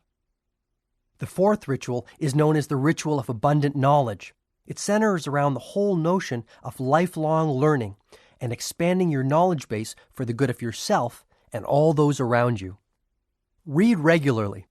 Reading for 30 minutes a day will do wonders for you, but I must caution you. Do not read just anything. Make it something that will improve both you and the quality of your life. What did the sages read? They spent many of their waking moments reading and rereading the ancient teachings of their ancestors. They devoured this philosophical literature. It was in Savannah that I really learned the power of the book and the principle that a book is the best friend of the wise. To truly get the best out of a great book, you must study it, not just read it.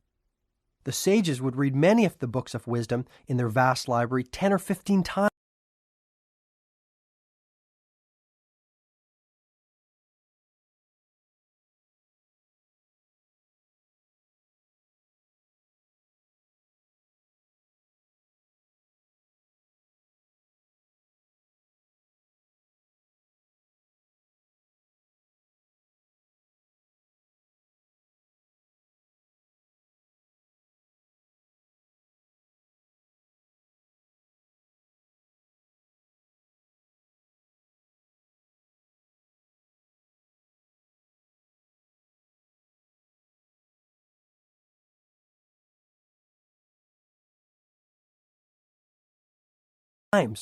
They treated great books as scriptures, holy documents of divine origin.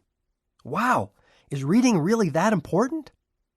30 minutes a day will make a delightful difference in your life because you will quickly start to see the vast reserves of knowledge available for your use. Read the right books. Learn how those who have preceded you have handled the challenges you are currently facing. What exactly are the right books?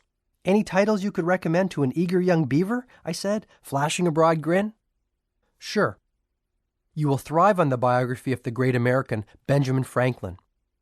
I think you will also find much growth impetus from Mahatma Gandhi's autobiography entitled The Story of My Experiments with Truth.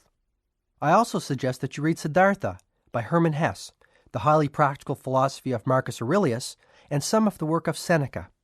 You might even read Think and Grow Rich by Napoleon Hill. I read it last week, and I thought it was very profound. Think and Grow Rich, I exclaimed. But I thought you left all that behind you. I'm really sick and tired of all the make money fast manuals that are being peddled out there by snake oil salesmen preying on the weak.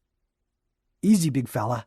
I couldn't agree with you more, offered Julian, with all the warmth and patience of a wise, loving grandfather. That little book is not about making a lot of money. It's about making a lot of life. Think and Grow Rich is about abundance, including spiritual abundance, and how to attract all that is good into your life. You might do well to read it, but I will not press the point. Sorry, Julian. I guess my temper gets the better of me sometimes, I offered apologetically. One more thing I need to improve. I really am grateful for all that you are sharing with me. No problem. My point is simply read and keep reading. Do you want to know something else interesting? What? Books simply help you to see what is already within yourself. That's what enlightenment is all about.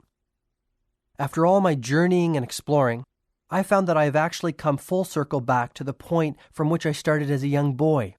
But now I know myself, and all that I am and can be. Okay, what's the fifth ritual of radiant living? It is the ritual of personal reflection. You see, we all have many sleeping talents inside of us. By taking the time to get to know them, we kindle them. However, silent contemplation will deliver even more than this. This practice will make you stronger, more at ease with yourself, and wiser. I'm still a little fuzzy on the concept, Julian. Every night, the sages would retire to the sanctuary of their huts covered by fragrant rose petals and sit in deep contemplation. Yogi Raman would actually take a written inventory of his day. What kinds of things would he write down, I asked. First, he would list all of his activities, from the personal care activities of his morning to his interactions with the other sages. Interestingly, he would also write down the thoughts he had run through his mind during that particular day. Isn't that hard to do? I can hardly remember what I thought 5 minutes ago, let alone 12 hours ago. Take the time to think. Get into the regular habit of personal introspection. Once Yogi Raman had listed all that he had done and all that he had thought in one column, he would then do an assessment in another column. As he was confronted by his activities and thoughts in the written form, he asked himself whether they were positive in nature. If they were, he resolved to continue giving his precious energy to them. And if they were negative, then he would come up with a clear course of action to get rid of them. I think an example might help me. Can it be personal? Julian asked. Sure. I'd love to know some of your innermost thoughts, I suggested. Actually, I was thinking about yours. We both started to giggle like a couple of kids in a schoolyard. Oh, all right. You always did get your own way. Okay, let's go through just a few of the things that you did today. Write them down on that piece of paper on the coffee table, Julian instructed. I started to realize that something important was about to happen. This was the first time in years that I had actually taken the time to do nothing but reflect on the things I was doing and the thoughts I was thinking. Where do I start? I asked. Start with what you did this morning and progress through your day. Just hit a few of the highlights. Fine. I woke up at 6:30 to the sound of my electric rooster, I joked. Get serious and keep going, Julian replied firmly. Okay, then I showered and shaved, gobbled down a waffle, and rushed off to work. And what about your family? They were all asleep. Anyway, once I got to the office, I noticed that my 7:30 appointment had been waiting there since 7, and boy was he furious. What was your response? I fought back. What was I supposed to do? Let him push me around? Okay. Then what happened? Well, things went from bad to worse. The courthouse called and told me that Judge Wildebeest needed to see me in his chambers, and if I wasn't there within 10 minutes, heads would roll. I rushed down to the courthouse and had another argument with one of the clerks. By the time I got back to the office, there were 27 phone messages waiting for me, all marked urgent. Need I go on? Please do. Well, on my way home, Jenny called me in the car and asked me to stop by her mother's house and pick up some of those amazing pies my mother-in-law is famous for. Problem was that when I took that exit, I found myself in the middle of a gridlock. So there I was, in the middle of rush hour traffic, in 95-degree heat, shaking with stress and feeling that even more time was slipping away. How did you respond? I cursed the traffic, I said with complete honesty. I was actually shouting out loud inside my car. Maybe we should stop there. Just take a second and look at your day. Obviously, in retrospect, there are at least a few things that you would do differently if you had the chance, wouldn't you? Well, first, in a perfect world, I would get up earlier. I'd like to have a little peace in the morning and ease myself into the day. The Heart of the Rose technique sounds like it would be fun. Also, I really would like to have the family around the breakfast table, even if only for a bowl of cereal. It would give me a better sense of balance. I always seem to feel that I never spend enough time with Jenny and the kids. But it is a perfect world, and you have a perfect life. You do have the power to control your day. You do have the power to live your dreams, Julian observed, his voice rising. I am realizing this. I really am starting to feel that I can change. Great. Continue reflecting on your day, he instructed. Well, I wish I hadn't yelled at my client. I wish I hadn't argued with the court clerk. And I wish I hadn't screamed at the traffic. I think you now see the power of the ritual of personal reflection, Julian said. By looking at what you are doing, how you are spending your day, and the thoughts you are thinking, you give yourself a benchmark for measuring improvement. The only way to improve tomorrow is to know what you did wrong today. Lots to think about, Julian. Lots to think about, I offered reflectively. How about thinking about the sixth ritual for radiant living, the ritual of early awakening? Uh-oh, I think I know what's coming. One of the best pieces of advice I learned in that far-off oasis of savannah was to rise with the sun and to start the day off well. Most of us sleep far more than we need to. The average person can get by on 6 hours and remain perfectly healthy and alert. Getting up with the sun sounds extreme. Actually, it isn't. There are few things more natural than rising with the glory of the first rays of a new day.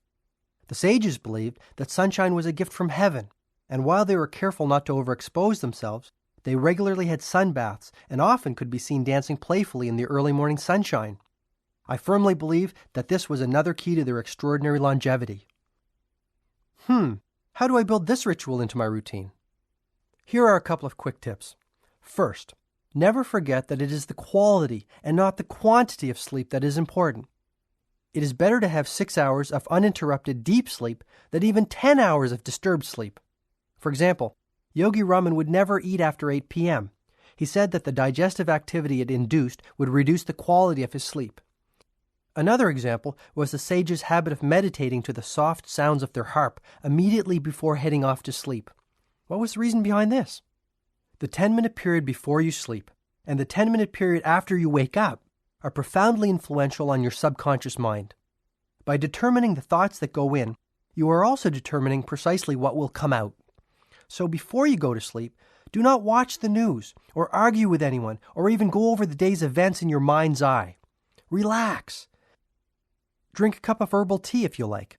Listen to some soft classical music and prepare yourself to drift into a rich, renewing slumber. It makes sense. The better the sleep, the less I will need. Exactly. And remember the ancient rule of 21. If you do anything for 21 days in a row, it will be installed as a habit. So stay with the early rising routine for about 3 weeks. By then it will be a part of your life. Within short order, you will be able to rise at 5:30 a.m. or even 5 a.m. with ease, ready to savor the splendor of another great day. Okay, so let's say that I am getting up every day at 5:30. What do I do? As I've suggested, the thoughts you think and the actions you take in the first 10 minutes after you wake up have a marked effect on the rest of your day. Think positive thoughts. Give a prayer of thanks for all you have. The sages would actually make themselves laugh whether they felt like it or not, just to get the happiness juices flowing early in the morning. Julian, I am trying very hard to keep my cup empty, and I think you will agree that I've done pretty well for a novice. But that sounds really odd, even for a band of monks living high in the Himalayas. But it's not. Take a guess how many times the average 4-year-old laughs in a day. Who knows? I do. 300. Now guess how many times the average adult in our society laughs in the course of a day. 50, I tried. Try 15, said Julian, smiling in satisfaction. You see my point? Laughter is medicine for the soul. Even if you don't feel like it, look in the mirror and laugh for a couple of minutes. You can't help but feel fantastic. Every day will then be an exquisitely rewarding one. What do you do to start your day off on a positive footing? Actually, I have developed quite a sophisticated morning routine, which includes everything from the heart of the rose to drinking a couple of glasses of freshly squeezed fruit juice. But there is one strategy in particular which I would like to share with you. Sounds important. It is. Shortly after you have awakened, go into your sanctuary of silence. Get still and focused. Then ask yourself this question. What would I do today if this day was my last? Mentally list all the things you would do, the people you would call, and the moments you would savor. When you live every day as if it was your last, your life will take on a magical quality. And this brings me to the 7th of the rituals of radiant living, the ritual of music. Never forget the power of music. Spend a little time with it every day, even if it is listening to a soft piece on a cassette while you drive to work. When you feel down or weary, play some music. It is one of the finest motivators I know of. Aside from yourself, I exclaimed sincerely. Just listening to you makes me feel great. You really have changed, Julian, and not just on the outside. You really do seem to be at peace with yourself. You have touched me tonight.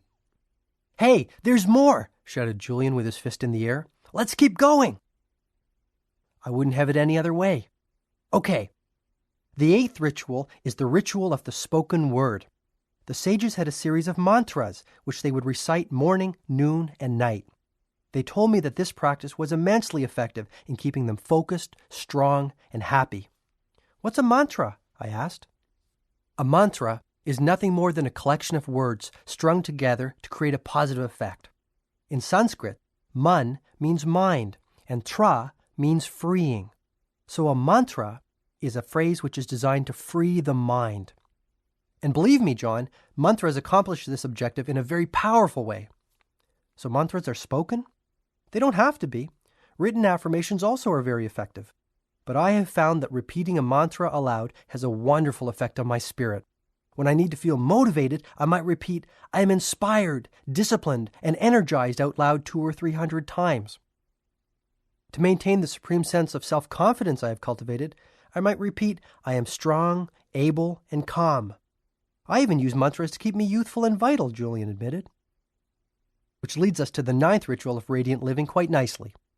This is the ritual of congruent character.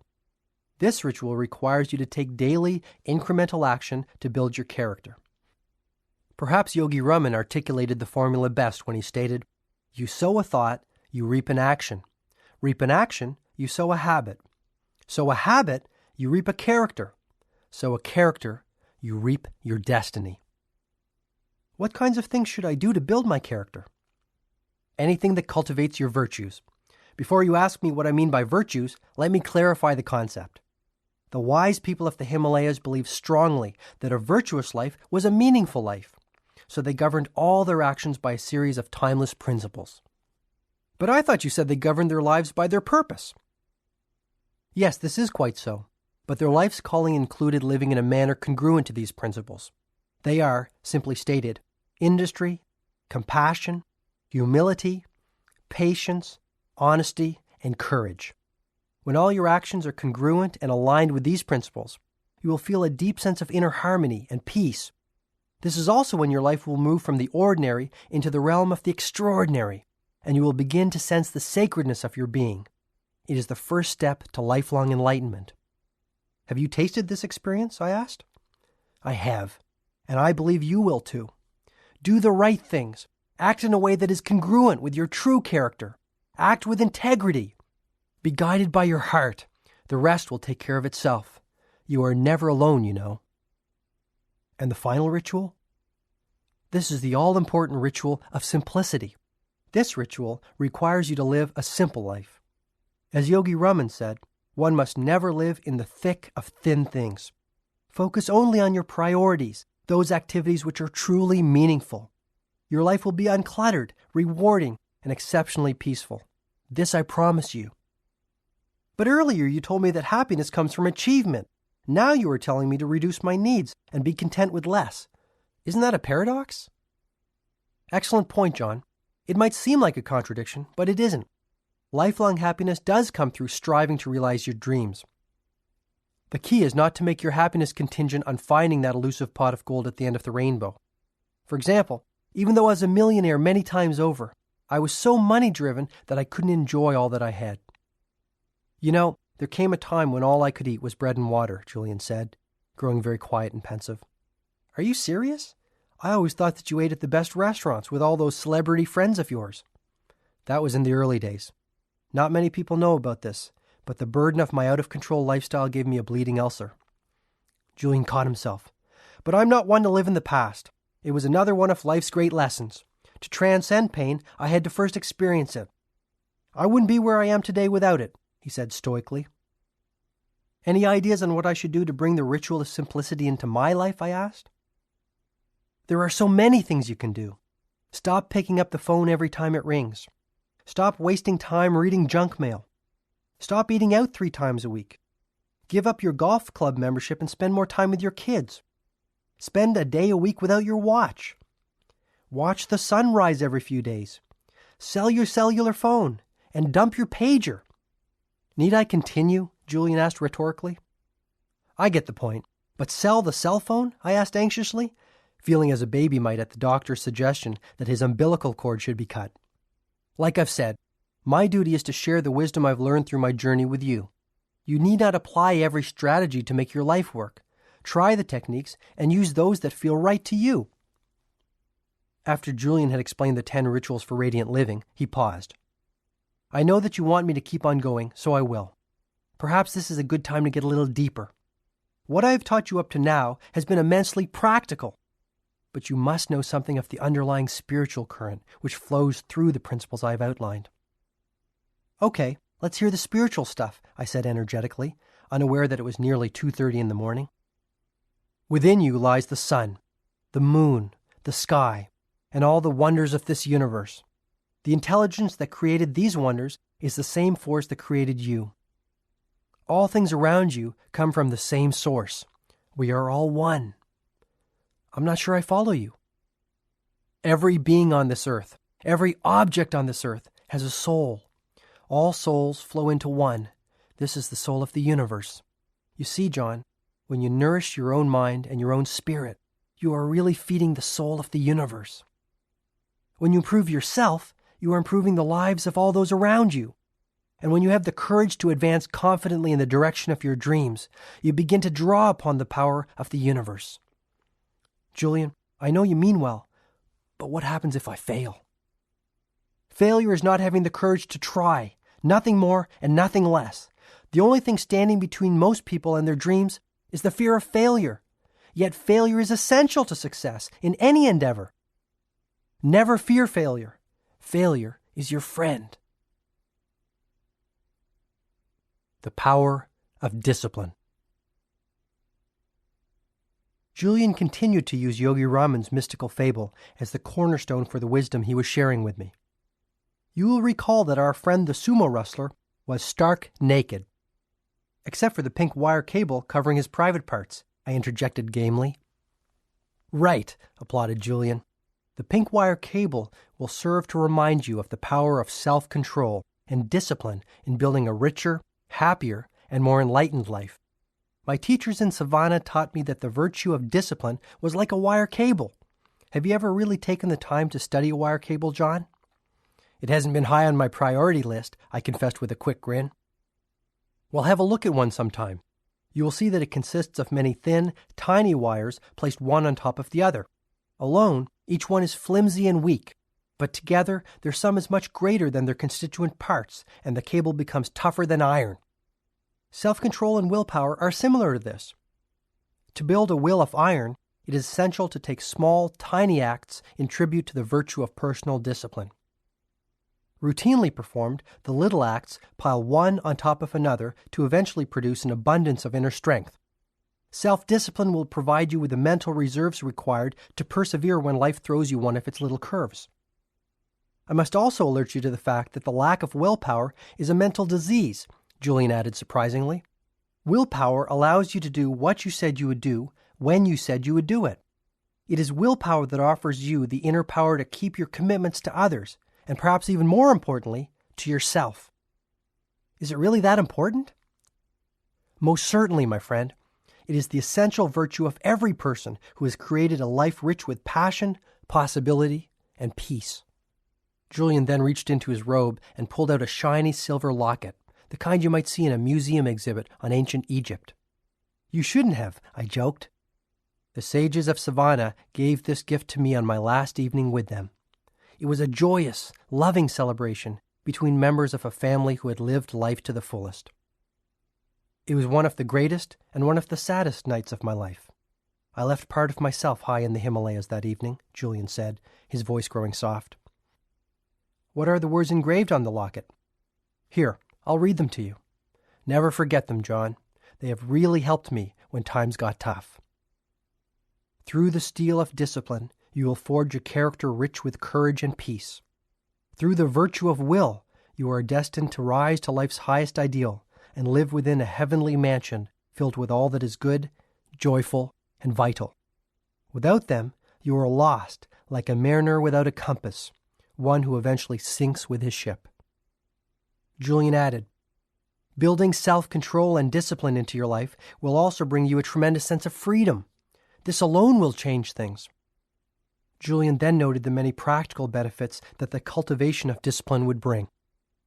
Believe it or not, developing the power of your will can erase the worry habit, keep you healthy, and give you far more energy than you have ever had. You see, John, self-control is really nothing more than mind control. Will is the king of mental powers. When you master your mind, you master your life. Mental mastery starts with being able to control every thought that you think. When you have developed the ability to discard all weak thoughts and focus only on those that are positive and good actions will follow. Soon you will start attracting all that is positive and good into your life. Here's an example. Let's say one of your personal development goals is to get up every morning at 6 a.m. and go for a run. Let's pretend it is now the middle of winter and your alarm wakes you from a deep, restful sleep. Your first impulse is to hit the snooze button and return to your slumber. Perhaps you will live up to your exercise resolution tomorrow. This pattern continues for a few days until you decide that you are too old to change your ways and the physical fitness goal was too unrealistic. You know me too well, I offered sincerely. Now let's consider an alternative scenario. It is still the dead of winter.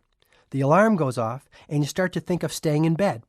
But instead of being a slave to your habits, you challenge them with more powerful thoughts. You start to picture in your mind's eye how you will look, feel, and act when you are in peak physical shape. You focus on all that you can accomplish with the increased energy a regular exercise program will bring. No more nights spent in front of the television because you are too tired to do anything else after your long day in court. Your days are filled with vitality, enthusiasm, and meaning. But say I do this, and I still feel like going back to sleep rather than going running. If you continue to wage war against the weaker thoughts that might have silently crept into the palace of your mind over the years, eventually they will see that they are unwanted and leave like visitors who know that they are not welcome. You mean to tell me that thoughts are physical things? Yes, and they are fully in your control. It is just as easy to think positive thoughts as it is to think negative ones. So if I want to have the inner strength to get up earlier, eat less, read more, worry less, be more patient, or be more loving, all I